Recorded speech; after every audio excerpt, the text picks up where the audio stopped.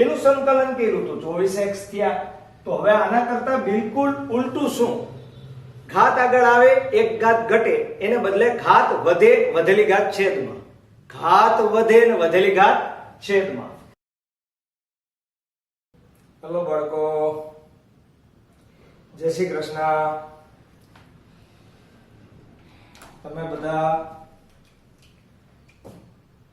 આ વિડિયો લેક્ચરનો ખૂબ જ લાભ ઉઠાવો છો એ જોઈને મને ખૂબ ખૂબ આનંદ થયો. અને હજુ પણ આ જ રીતે જોતા જશો તો આ દાખલાઓ જે છે એ તો અત્યારે ટેક્સ્ટબુકના દાખલા છે, પણ આગળના વર્ષોમાં નીટમાં પૂછાયેલા પ્રશ્નો, નવા બારોબારના ક્વેશ્ચન એ પણ આવશે. પહેલાં આપણે ટેક્સ્ટબુકની થિયરી ભણવી પડે એટલે આપણે એ ભણ્યા. હવે માત્ર સાપેક્ષ વેગ અને મુક્ત પતન આ બે જ વસ્તુ આપણે બાકી છે. એની પહેલાં આપણે થોડાક દાખલા ગણી નાખીએ અને થોડાક કન્સેપ્ટ દાખલાના જે અલગ આવે એ પણ આપણે સમજી લઈએ. તો સૌથી પહેલી વાત એ છે કે તમારે સતત વિકલન અને સંકલનનો ઉપયોગ આવી રહ્યો છે. તો વિકલન શું છે? તો કે વિકલનનો ઇતિહાસ, વિકલનની શોધ, આ બધી વસ્તુઓનું આપણે અત્યારે કંઈ કામ નથી. એ બધું હું તમને જણાવી શકું, પણ એ તમારો સમય ખોટો બગડશે. બેટર એ રહે કે વિકલન કેમ કરાય, વિકલન ક્યારે કરાય. ભૌતિક વિજ્ઞાનની અંદર સૌથી મોટામાં મોટો યક્ષ પ્રશ્ન જો કોઈ હોય તો એ વિકલન કેમ કરાય એ નથી, પણ વિકલન ક્યારે કરાય, કોનું કરાય અને કોની સાપેક્ષમાં કરાય. અચ્છા, વિકલનનો સાદો મતલબ સમજાવી દઉં. વિકલન એટલે ફેરફાર. વિકલન એટલે ફેરફાર, વિકલન એટલે વિસ્તૃતીકરણ કરવું. પણ સંકલનનો મતલબ છે એ વિકલન કરતા બિલકુલ ઉલટો છે. સંકલિત કરવું એટલે ભેગું કરવું. ગુજરાતીમાં આનો અર્થ આવો થાય. તો વિકલન પહેલા સમજવું પડશે, એની સાથે સાથે તમને સંકલન સમજાઈ જશે. પહેલા હું તમને સિમ્પલ વિકલન સમજાવું છું, પછી ધીમે ધીમે કરતા આગળ ઉપર મોટા થોડાક સમીકરણ પણ આવશે, ત્રિકોણમિતિ વિધેયો પણ આવશે. અમુક ત્રિકોણમિતિ વિધેયના વિકલન સંકલનના સૂત્રો તમને એક્ઝામમાં આપી દેવામાં આવે અને અમુક સૂત્રો છે આપણે યાદ રાખવા પડે. તો એનો ઉપયોગ આવતો જશે એમ કહેતો જઈશ. એક આરે મોટું લિસ્ટ બનાવી તમારી પાસે ગોખાવવું નથી. ઓકે, તો હવે ધ્યાન આપો. અહીંયા દાખલા તરીકે તમારી પાસે x ની 4 ઘાત છે. અત્યારે હું કોઈની સાપેક્ષમાં નથી સમજાવતો, માત્ર વિકલનનો સાદો અને સિમ્પલ નિયમ સમજાવું છું કે x ની 4 ઘાત છે, આનું વિકલન શું થાય? તો કે x ની 4 ઘાત નું વિકલન છે એ 4x નો ઘન થાય. હવે તમને એમ થયું કે આ કેમ થયું? તો કે ઘાત આગળ આવી અને એક ઘાત ઘટી. પણ હવે જે હું સમજાવું છું એ ધ્યાનથી સમજજો. હું અત્યારે x ની 4 ઘાત બરાબર 4x ઘન એવું લખી નાખું, x4 = 4x ક્યુબ લખી નાખું. આનાથી કોઈ વિદ્યાર્થીને થોડી ખબર પડવાની છે કે આના બરાબર આ મેં કઈ ક્રિયા કરી. એટલે કે આ વિકલન કર્યું છે એની સાઇનિંગ શું? તો કે જે ચલ તરીકે તમે ઉપયોગમાં લેતા હો, y ની 4 ઘાત હોય, t ની 4 ઘાત હોય, z ની 4 ઘાત હોય, p ની 3 ઘાત હોય, કોઈ પણની ઘાત હોય, બરાબર? તો બાજુમાં તમે જેની સાપેક્ષમાં વિકલન કરતા હો એ પદ આપણે લખવું પડે. એટલે કે 4x³ dx. આ dx છે એ સંજ્ઞા બતાવે છે. પાછળ તમે dx લખી નાખો એ એમ સૂચવે છે કે તમે આનું અહીંયા વિકલન કરી નાખેલું છે. હવે તમને એમ થાય કે ભાઈ આનું મારે પાછું વિકલન કરવું છે, એટલે કે આ 4x ઘન નું પાછું આપણે વિકલન કરવું છે તો પાછું થાય એટલે કે અહીંયા આગળ ઘાત લઈ લ્યો એટલે 4 3 12 x નો સ્ક્વેર ભાઈ બાજુમાં dx તો ખરું છે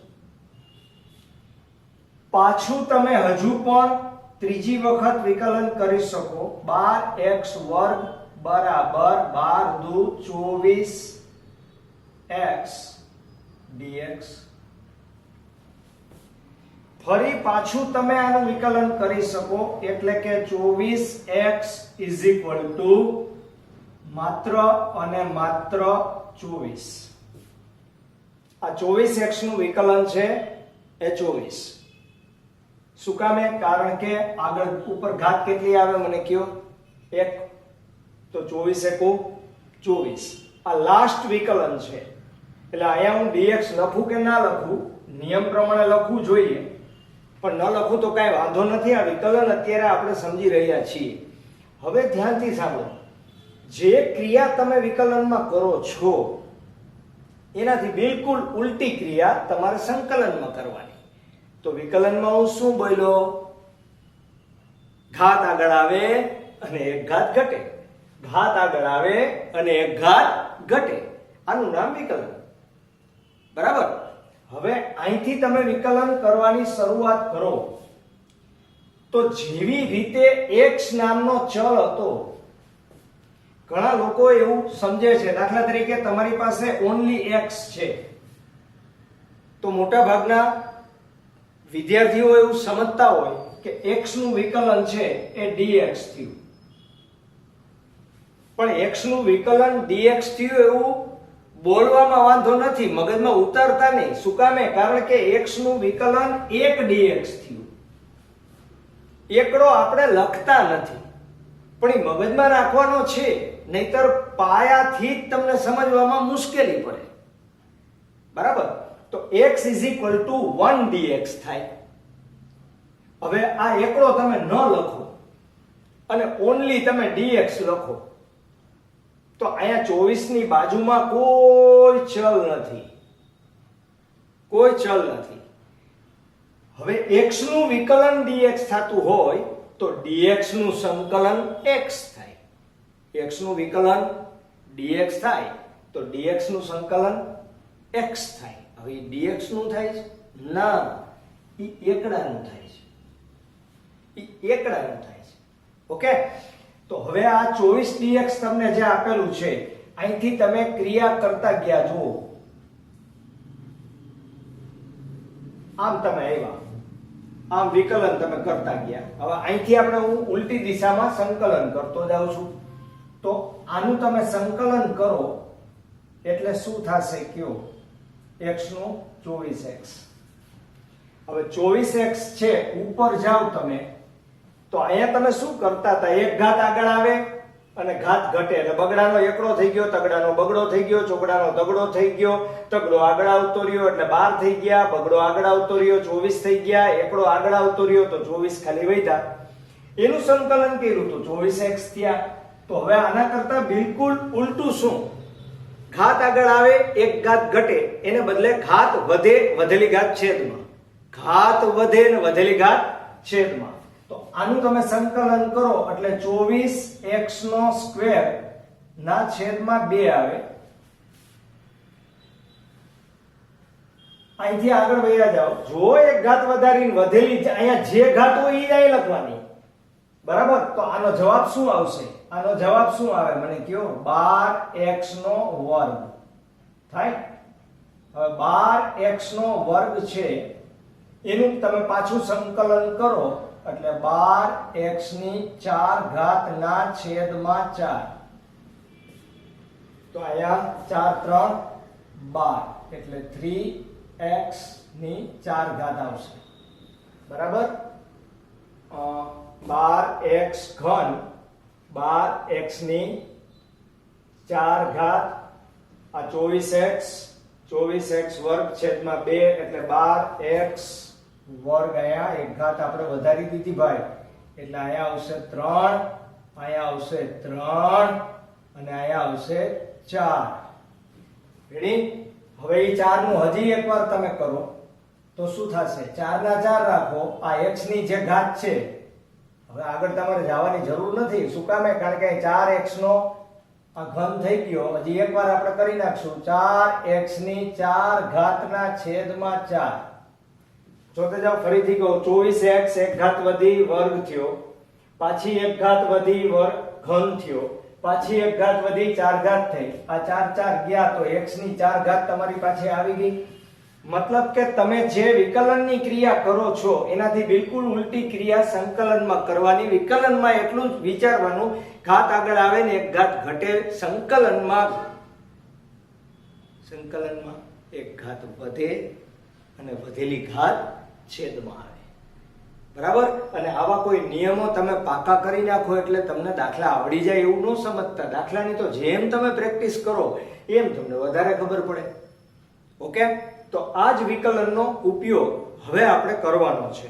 પણ આવી રીતે મેં તમને ઉદાહરણ આપ્યું એટલે આવું જ એક ઉદાહરણ સીધે સીધું આવી જશે અને બીજું કાંઈ આપણે કરવાનું નથી એવું ન સમજતા બાળકો. મેં કીધું કે વિકલન એટલે ફેરફાર.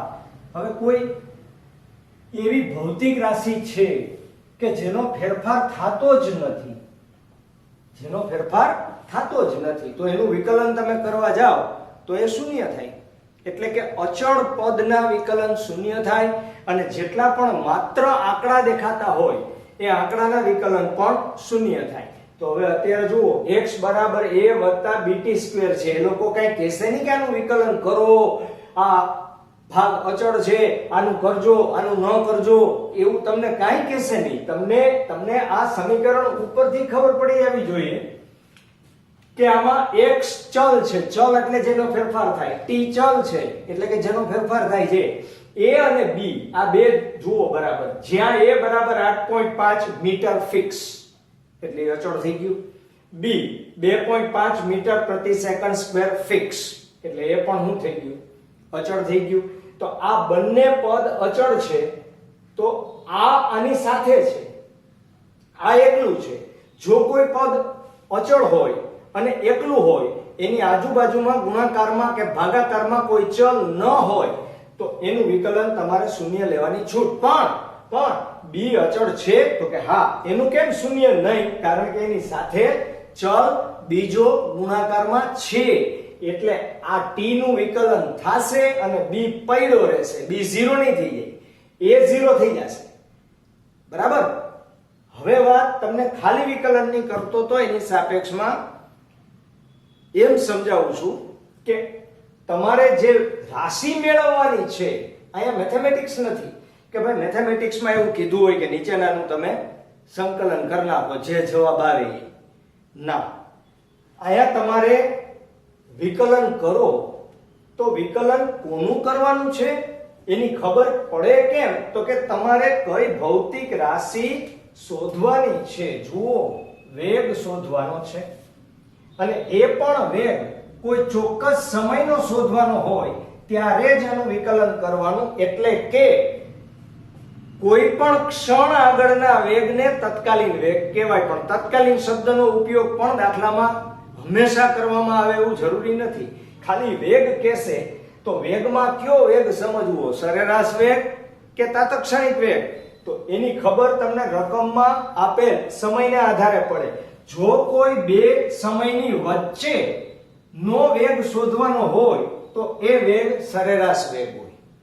એટલે કે આપણે અહીંયા નીચેના બીજા પ્રશ્નમાં સરેરાશ વેગ શોધવાનો છે, પણ અહીંયા તમને જે સમય આપ્યો છે એ 0 જ આપે એવું નથી. 0 સેકન્ડ, 2 સેકન્ડ, 1 સેકન્ડ, 5 સેકન્ડ ગમે તે આપી શકે.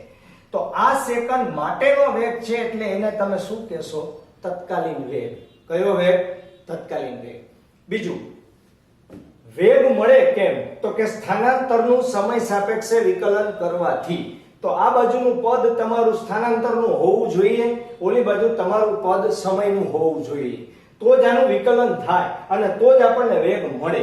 હવે દાખલા તરીકે આ જ સમીકરણ છે, એમાં આવા ધંધા કરી નાખે કે t બરાબર a + bx². પતી ગયું.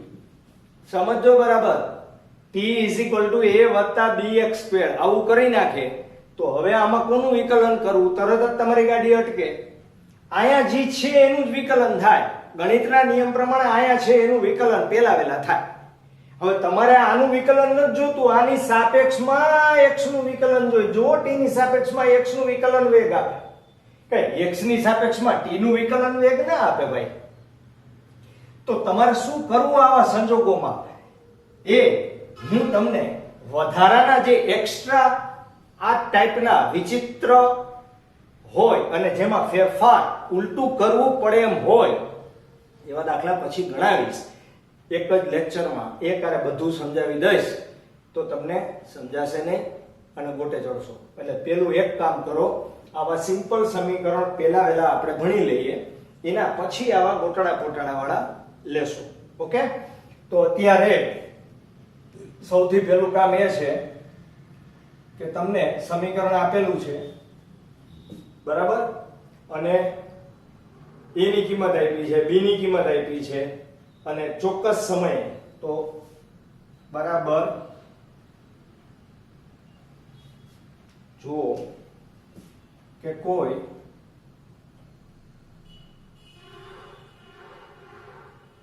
એક જ સમયે કે ક્ષણે વેગ માટે વિકલન કરવું પડે.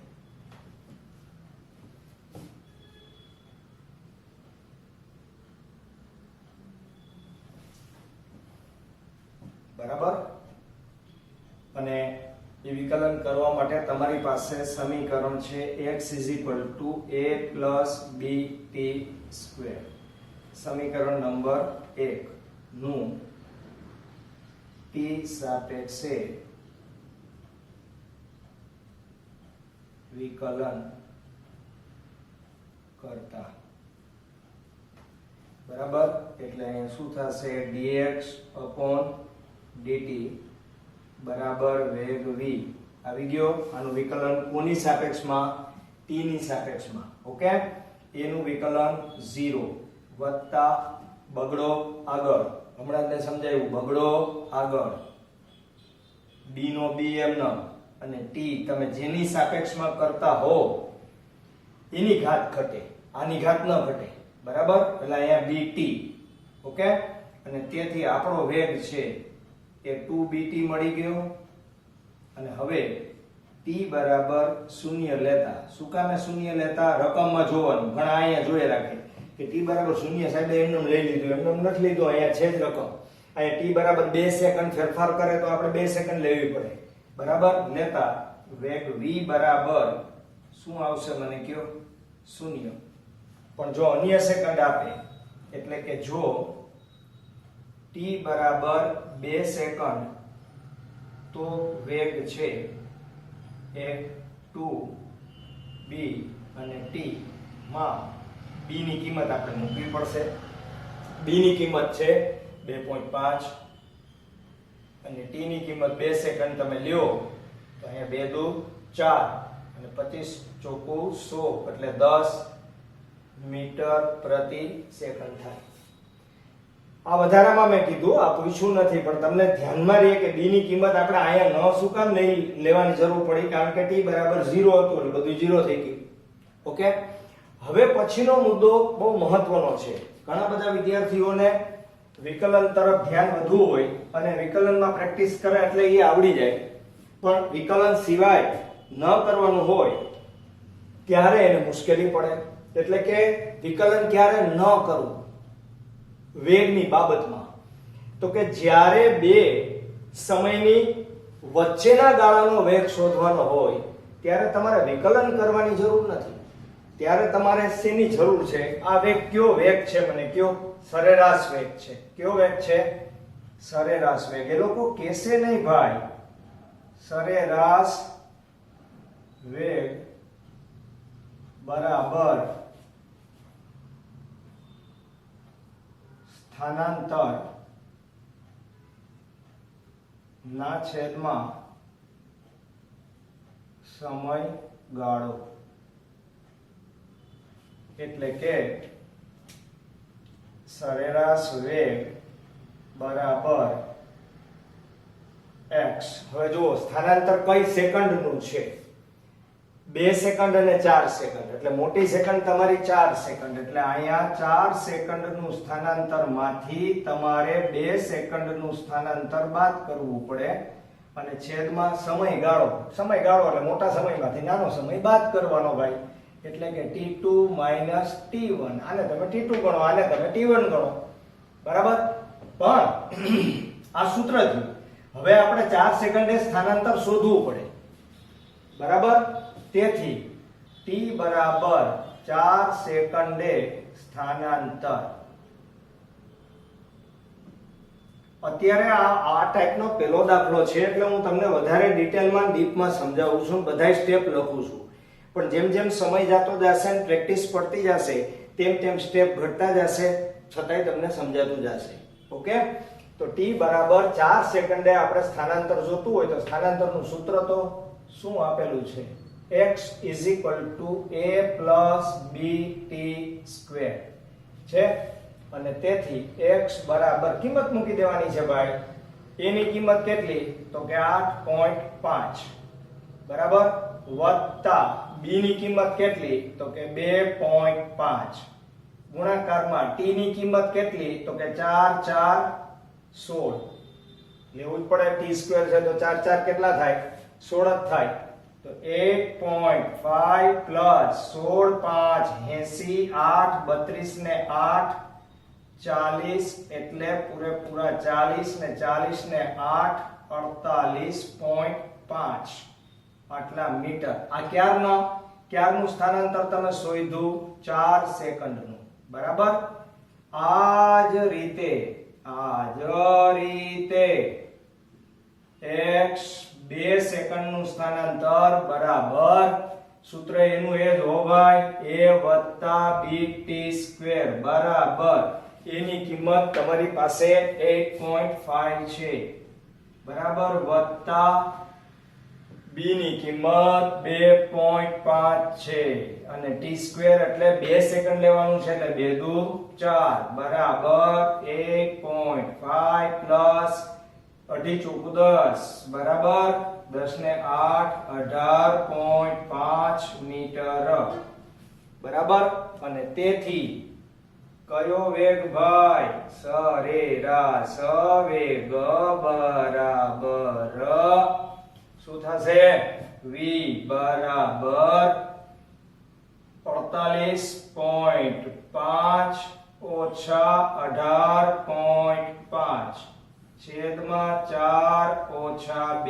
4 ઓછા 2 શું કામ? 4 ઓછા 2 પાછી યાદી આપી દો ભાઈ. બરાબર?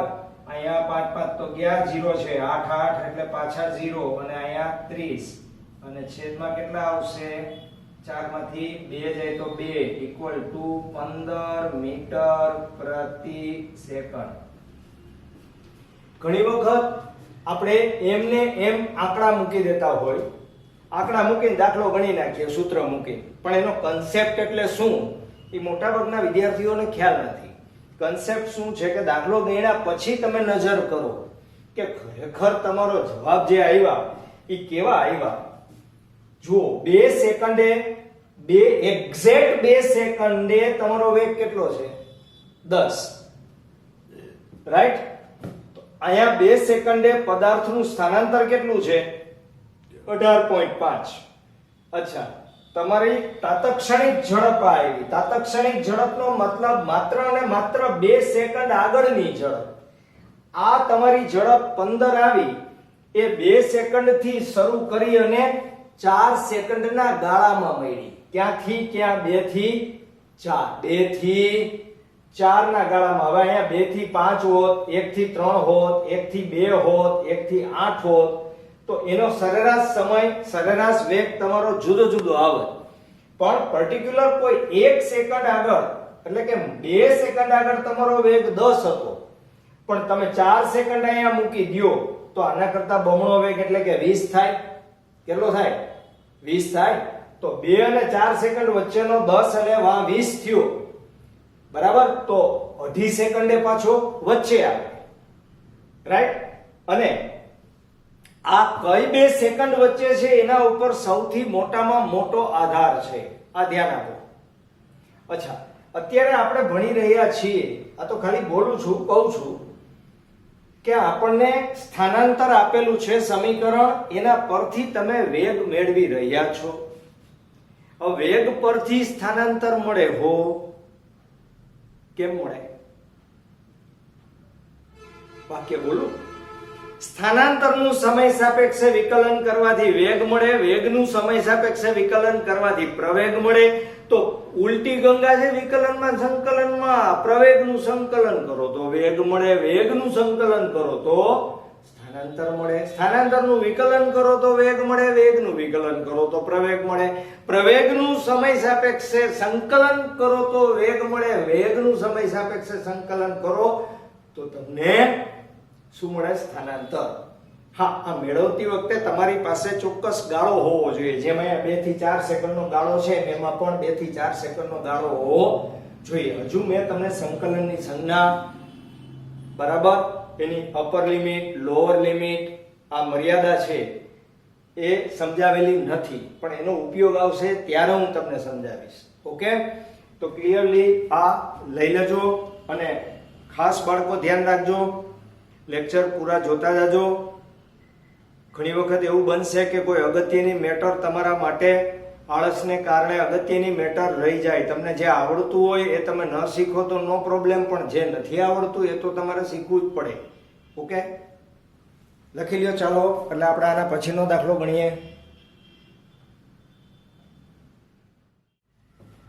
યસ બાળકો, કલનશાસ્ત્રનો ઉપયોગ કરી અચળ પ્રવેગી ગતિના સમીકરણ મેળવો. ભાઈ, અચળ પ્રવેગી ગતિના સમીકરણ ઓલરેડી આપણે મેળવી ચૂકેલા છીએ. 3 સમીકરણ હતા. હું અહીંયા થોડુંક સમજાવું છું, પહેલા ધ્યાનથી સમજી લ્યો. d બરાબર v0t વત્તા 1/2 at સ્ક્વેર, પછી v is equal to v0 plus at, અને પછી v square minus v0 square બરાબર 2ad. 2-3 બાબત સમજાવું છું, એ ધ્યાનથી સમજી લ્યો. ઉપરના સમીકરણમાં ત્રણેય સમીકરણનો ડિફરન્સ બરાબર ચેક કરો. ત્રણેય સમીકરણમાં શું ડિફરન્સ છે? ત્રણેયમાં એવી કઈ ભૌતિક રાશિ છે કે જે ત્રણેયમાં છે? જુઓ ધ્યાનથી. ઉપરમાં પ્રવેગ છે, પ્રવેગ છે, પ્રવેગ છે. ઉપરમાં પ્રારંભિક વેગ, શૂન્ય સમયનો વેગ છે, શૂન્ય સમયનો વેગ છે, શૂન્ય સમયનો વેગ છે. તો શૂન્ય સમયનો પ્રારંભિક વેગ અને પ્રવેગ ત્રણેયમાં કોમન છે, બરાબર? આમાં અંતિમ વેગ છે, આમાં અંતિમ વેગ નથી. આ બેયમાં અંતિમ વેગ છે. આ બે સમીકરણમાં સમય છે. તો એમ કહેવાય કે ઉપરનું સમીકરણ તમારું વેગ અને સમય વચ્ચેનો સંબંધ દર્શાવતું સમીકરણ છે. જે અચળ છે એ તો છે, એનું સમીકરણ નથી, પણ જે બદલે છે એનું સમીકરણ. તો આ વેગ અને સમય વચ્ચેનો સંબંધ છે. આ સ્થાનાંતર અને સમય વચ્ચેનો સંબંધ છે. આ વેગ અને સ્થાનાંતર વચ્ચેનો સંબંધ છે, બરાબર? હવે સ્થાનાંતર તરીકે આપણે ડી લીધું હતું. ડી એટલા માટે લીધું હતું આપણે કે x બરાબર 0 સમયે પદાર્થ ઉગમ બિંદુ આગળ હતો. પણ દાખલા તરીકે તમે જ્યારે સમયની શરૂઆત કરો, t બરાબર 0 સમયે પદાર્થ x બરાબર 0 આગળ હોય અને t બરાબર કોઈ ચોક્કસ સમયે પદાર્થ છે એ d અંતર કાપી નાખે, તો તમારે આ સ્થાનાંતર તરીકે d લેવાનું છે. પણ માની લ્યો કે t બરાબર 0 સમયે કણ x0 આગળ હોય તો શું કરવું? તો t બરાબર t સમયે પદાર્થનું સ્થાનાંતર શું લેવું પડે? તમારે x લેવું પડે. ઉદાહરણ આપો એટલે ખ્યાલ આવે. દાખલા તરીકે 0 સમયે ઓલરેડી તમે કોઈ એક A બિંદુ છે, આ A બિંદુ, આ B બિંદુ છે અને આ C બિંદુ છે, તો A B અને C બિંદુ આગળ તમારો આગળનું સ્થાનાંતર ઓલરેડી તમે કરી નાખેલું છે, પણ ધારો કે તમે અહીંથી જ તમારું સ્થાનાંતર ગણવાની એટલે કે સમય ગણવાની શરૂઆત કરશો, તો એનો મતલબ એવો નથી થયો કે t બરાબર 0 સમયે તમારું સ્થાનાંતર 0 હતું. t બરાબર 0 સમયે તમારું સ્થાનાંતર a થી b તો થઈ ચૂકેલું હતું. એનો અર્થ એમ થયો કે 0 સમયે તમે પ્રારંભ કરો છો એવું ના સમજતા. 0 સમયે તમે ઘડિયાળ ચાલુ કરી, તમે જ્યારે ઘડિયાળ ગણવાની શરૂ કરી ત્યારે એ પહેલા તમે કાંઈક સ્થાનાંતર કરી ચૂકેલા હતા. તો તમારા આ સમીકરણમાં તમને જ્યાં d દેખાય ત્યાં તમારે શું લેવું પડે કયો મને? x - x0, અને અહીંયા પણ શું લેવું પડશે? x - x0. હવે x0 બરાબર 0 હોય તો ખાલી શું લેવાય? x. પછી x ને બદલે તમે d લઈ લ્યો તો કઈ વાંધો નથી, x રાખો તો વાંધો નથી. ઊંચાઈ ઉપર પદાર્થ જાતો હોય તો y હોય તો પણ કઈ વાંધો નથી. પણ આ 0 હોય તો તમે આને 1 ને ગણી શકો, પણ આ 0 ન હોય તો એવા સંજોગોમાં તમારે આ સમીકરણ લખવું પડે. બરાબર? તો આ ત્રણે ત્રણ સમીકરણ આપણે અહીંયા સાબિત કરવાના છે.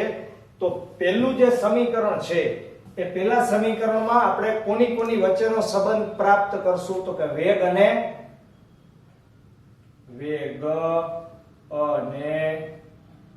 સમય વચ્ચે નો સંબંધ. બરાબર? વેગ અને સમય વચ્ચેનો સંબંધ. હવે તમને બધાને ધ્યાનથી સમજાવું છું, સમજજો બરાબર. તત્કાલીન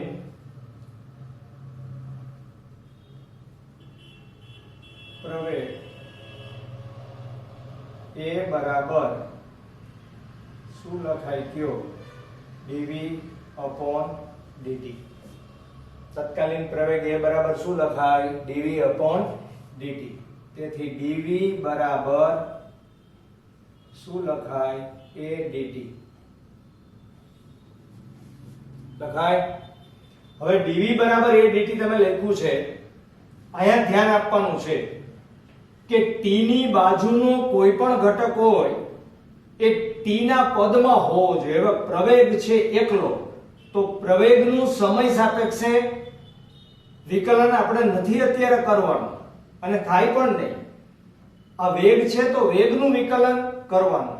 એટલે કે જો તમે t બરાબર 0 સમય લ્યો તો t બરાબર 0 સમયના વેગને પ્રારંભિક વેગ કહેવાય, અને t બરાબર t સમયનો વેગ છે તમારો એને અંતિમ વેગ કહેવાય. તો હવે ધ્યાન આપવાનું છે કે સંકલન કરતી વખતે અનિયત સંકલન, નિયત સંકલન, ખંડશઃ સંકલન, ઘણા બધા સંકલનના પ્રકાર છે. પણ અત્યારે તમે જે સંકલન કરશો એ ચોક્કસ લિમિટની વચ્ચે છે. લિમિટનો મતલબ t બરાબર 0 સમયથી t બરાબર t સમયની વચ્ચેના ભાગમાં ધબધબાટી બોલાવવાની છે. t બરાબર 0 થી નીચે નહીં, t બરાબર t થી ઉપર નહીં. તો આ જે t બરાબર 0 છે એને લોઅર લિમિટ કહેવાય, અને t બરાબર t છે એને અપર લિમિટ કહેવાય. અને t બરાબર 0 સમયના વેગને v0 એ તમારા વેગ માટેની લોઅર લિમિટ અને આ વેગ માટેની અપર લિમિટ. વેગના પદનું સમયની લિમિટ માટે સંકલન ના થાય. વેગમાં વેગ હોવો જોઈએ, સમયમાં સમય હોવો જોઈએ. હવે તમે જે લોઅર લિમિટ અને અપર લિમિટ લખો છો બાળકો, એ પ્રકારના સંકલનને જ નિયત સંકલન કહેવાય. એના નામ પ્રમાણે ગુણ નિયત. નિયત એટલે આ એક બિંદુ ફિક્સ, આ બીજું બિંદુ ફિક્સ, આ બેની વચ્ચેની પંચાત, આ બેની વચ્ચેની ચર્ચા, આ બેની વચ્ચેની કોઈ ભૌતિક રાશિની શોધખોળ, બરાબર? તો અત્યારે આ લિમિટને આપણે અહીંયા મૂકવાની, સંકલનને દર્શાવાય કેમ આ ધ્યાન રાખજો. ઘણા લોકોને પહેલેથી સંજ્ઞાઓ ખોટી રીતે દર્શાવવાની ટેવ પડી જાય છે. તો એ વિદ્યાર્થીઓ પહેલેથી જે સંજ્ઞાઓ હોય એ સંજ્ઞાની પ્રેક્ટિસ દાખલા ગણતી વખતે કરે અને ઉતાવળ કરી અને જેમ તેમ સંકલનની સંજ્ઞાઓ ન કરવી. આ સંકલનની સંજ્ઞા છે. t બરાબર 0 વેગ v0, t બરાબર t ને વેગ v છે. તેથી આ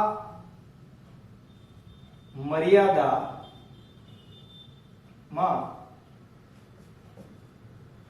શું કરતા? સંકલન કરતા. ખબર છે ને તમને કે આ સમીકરણ આપણે ઓલરેડી આલેખની રીતે શોધી લીધેલા છે.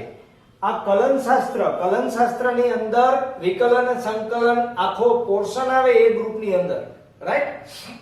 એ આખું શાસ્ત્ર છે.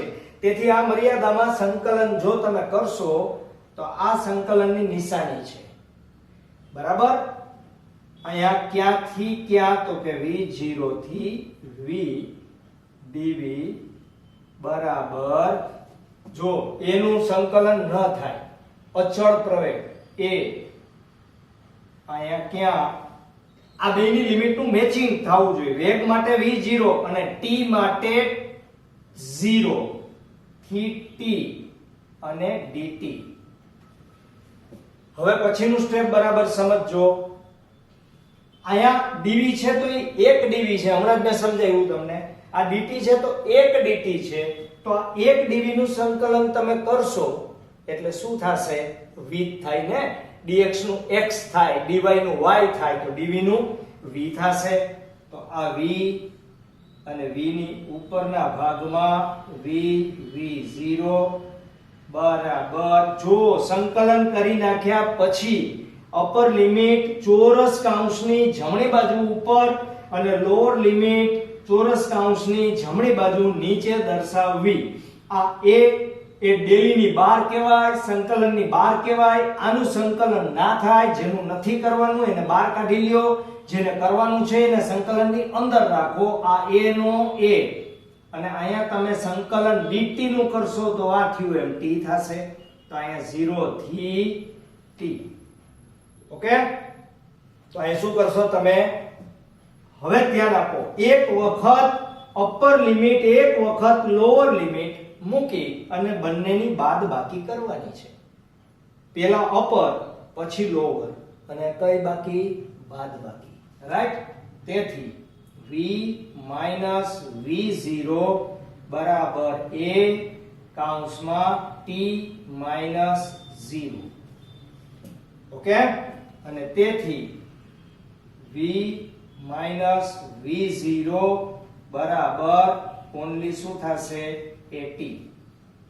રેડી? અને તેથી v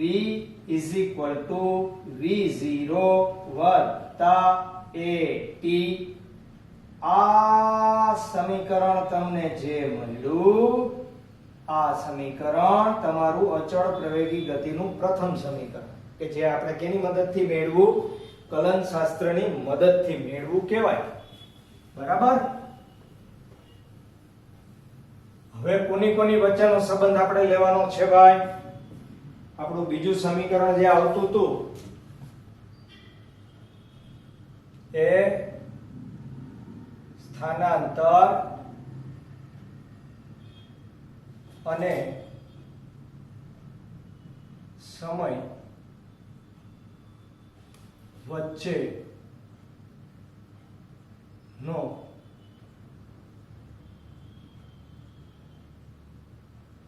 સંબંધ. રેડી? ઓકે. સંબંધમાં તમારે સ્થાનાંતર અને સમય વચ્ચેનો સંબંધ છે. તમે સ્ટાર્ટિંગ કર્યું તો a બરાબર dv upon dt થી, કારણ કે આપણો સંબંધ હતો વેગ અને સમયનો. આ સ્થાનાંતર અને સમયનો આપણે સંબંધ લેવાનો છે. તો આપણે શરૂઆત ક્યાંથી કરશું? તો કે વેગ v બરાબર dx upon dt. વેગ v બરાબર શું લખાય dx dt એટલે કે સ્થાનાંતરનું સમય સાપેક્ષે વિકલન વેગ આપે અને જો આમ થાય તો dx બરાબર શું લખાય કયો v dt બરાબર હવે v બરાબર શું મુકાય v બરાબર v0 વત્તા at આપણે પહેલા અહીંયા મૂકીને પછી આપણે સંકલન કરશું તેથી dx બરાબર v0 વત્તા at કૌંસની બહાર dt જ્યારે સંકલન કરતી વખતે વચ્ચે વત્તા કે ઓછા આવે ત્યારે આ બંને પદ ગણાય એટલે કે આપણે બંને પદનું અલગ અલગ સંકલન કરવું પડે એટલે કે હવે કોની વચ્ચે કરવાનું છે ભાઈ સ્થાનાંતર અને સમય છે તો આપણે અહીં લખશું કે t બરાબર 0 સમયે સ્થાનાંતર x0 તથા t બરાબર t સમયે સ્થાનાંતર x હોય તો બે બાજુ કરવાનું છે dx માં આપણે આ બે વસ્તુ મૂકવાની છે સમયમાં આ બે વસ્તુ મૂકવાની છે તો અહીંયા સંકલનમાં આવશે x0 થી x અહીંયા આવશે dx બરાબર અહીંયા સંકલનમાં આવશે 0 થી t આ અને આ એક પદ એટલે v0 dt વત્તા અહીંયા આવશે 0 થી t at dt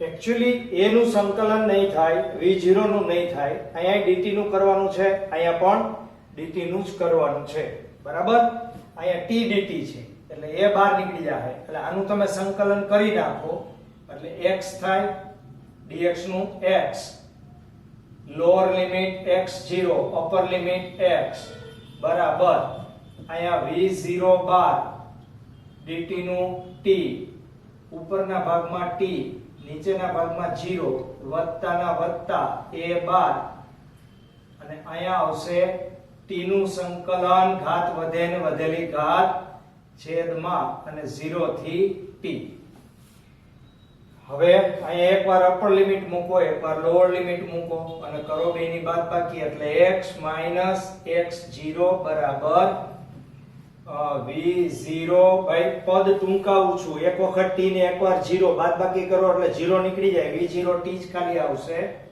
વત્તા અહીંયા a કૌંસમાં એક વખત આ ને એક વખત 0 0 નીકળી જાય એટલે ખાલી શું વધે t2/2 બરાબર સરખી રીતે ગોઠવી દઈએ આપણે તો x x0 બરાબર v0 t વત્તા 1/2 at² બરાબર આ સમીકરણ તમને અચળ પ્રવેગી ગતિનું બીજું સમીકરણ મળ્યું આ મેં તમને સમજાવી દીધું હતું કે t બરાબર 0 સમયે સ્થાનાંતર x0 છે અને t બરાબર t સમયે સ્થાનાંતર x છે એટલે આ બે જો આની જગ્યાએ 0 હોત તો તમારું સ્થાનાંતર ખાલી x અથવા d જ મળે હવે ત્રીજો તબક્કો ત્રીજું સમીકરણ ત્રીજા સમીકરણમાં જો પહેલામાં વેગ અને સમયનો સંબંધ હતો બીજામાં સ્થાનાંતર અને સમયનો સંબંધ છે વેગ સમય આવી ગયો સ્થાનાંતર સમય આવી ગયો તો હવે શું બાકી રહ્યું કયો વેગ સમય આવી ગયો સ્થાનાંતર સમય આવી ગયો તો વેગ અને સ્થાનાંતર રહ્યું ને બરાબર તો હવે વેગ અને સ્થાનાંતર નો સંબંધ બરાબર તો વેગ અને સ્થાનાંતરના સંબંધમાં આપણે શું કરવું પડશે તો કે આ સમીકરણનો ઉપયોગ કરો a બરાબર dv/dt કરી તો નાખો પણ ડાયરેક્ટ નહીં થાય. શું કામ નહીં થાય? શા માટે નહીં થાય? કારણ કે અહીંયા અત્યારે પ્રવેગ છે, આ સમય છે. સમયનું વિધેય આપણે નાબૂદ કરવું પડે, કારણ કે આપણે અહીંયા સમય નથી જોતો. અહીંયા સમય જોતો તો એટલે સમય રાખ્યો. અહીંયા પણ આપણે સમય જોતો તો એટલે સમય રાખ્યો. અહીંયા સમય નથી જોતો એટલે સમયને કાઢવો પડે. સમયને કાઢવા માટે એક શૃંખલા પ્રક્રિયા છે, સાંકળનો નિયમ છે, જેના વડે ગુણો એના વડે જ ભાંગો. એટલે કે અહીંયા તમે dv/dx કરો અને ગુણાકારમાં dx/dt કરો. આનું નામ જ એપ્લિકેશન. એટલે કે બહારથી વિચારીને તમારે પદને દાખલ કરવું પડે. બરાબર? ઉડાડી ન દેતા. અહીંયા આને માટે જ મેં dx એ ભાંગ્યા dx એ ગુણ્યા છે ભાઈ. બરાબર? તો હવે શું કરશો? હવે dx/dt છે એના બરાબર શું લેવાય? વેગ લેવાય. તો dx/dt વેગ v. અને તેથી આ આખા પદ માટે